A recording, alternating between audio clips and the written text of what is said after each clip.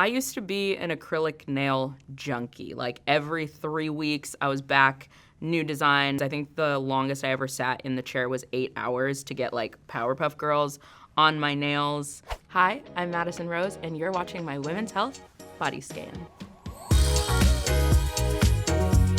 What I love most about my body is my lips. When I was younger, I got made fun of a lot for them, and I always thought maybe I wanted like lip reduction. I didn't even know if that was a thing, but I wanted that for a while. And as I've grown up, I've come to love them and appreciate them. It's actually been really parallel to my journey that I found with my album, which is these things that people might make fun of you for or try to make you feel you need to make smaller about yourself are actually really beautiful qualities that you should accentuate. So I love them.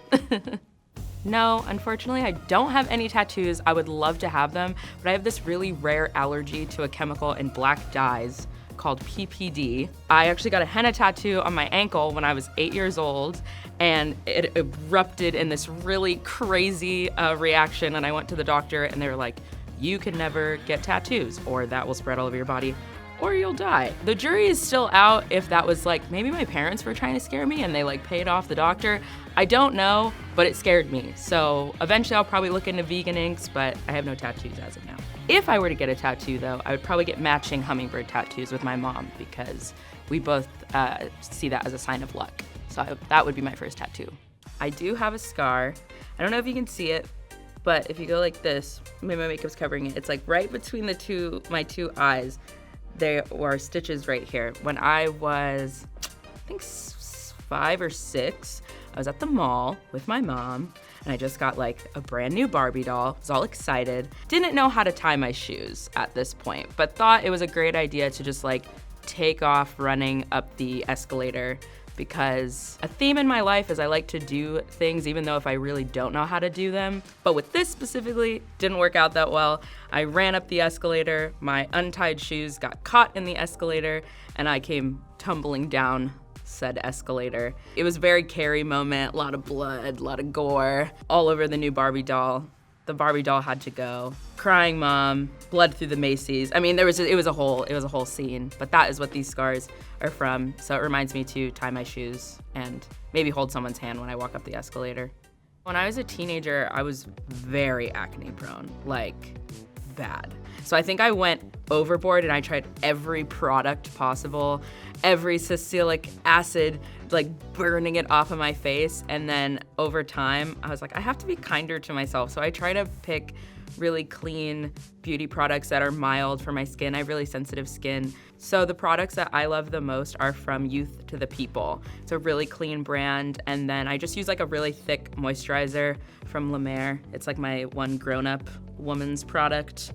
That's expensive, but awesome. It's like caviar in a can. My hair journey is really interesting. I actually just shaved and dyed my head on camera, actually. But for years, I had really big natural curly hair, and then throughout the pandemic is when I actually started bleaching and dyeing my hair, just because, one, had the time, two, I realized later it kind of became this like reclamation of self where I could explore all the different ways of being me. And throughout that and doing all that processing to my hair, I definitely had to become an Olaplex stan because she was breaking off until finally I was like, you know what, I'm just gonna shave it and rock the shaved, dyed look for a little bit, which is awesome too. I'm really excited for this new journey and just kind of like falling in love with how I look and my face and all the new ways I can play with my hair color with it being short.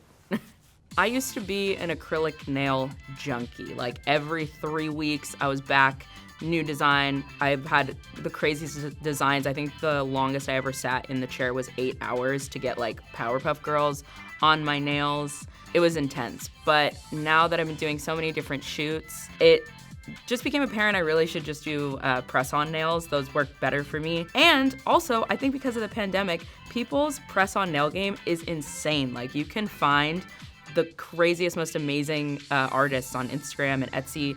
So I'm really just popping those nails on and off for shoots. But on my off days, I just kind of like to rock my natural. It's just easier.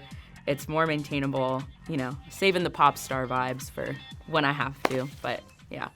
My mental health is incredibly important to me. I have a history in my family of bipolar depression, and I actually found out during the pandemic that I was diagnosed with bipolar too. So it's very important that I keep up my mental health, because my world stops if I don't keep up my mental health. So for me, it's a two-part thing.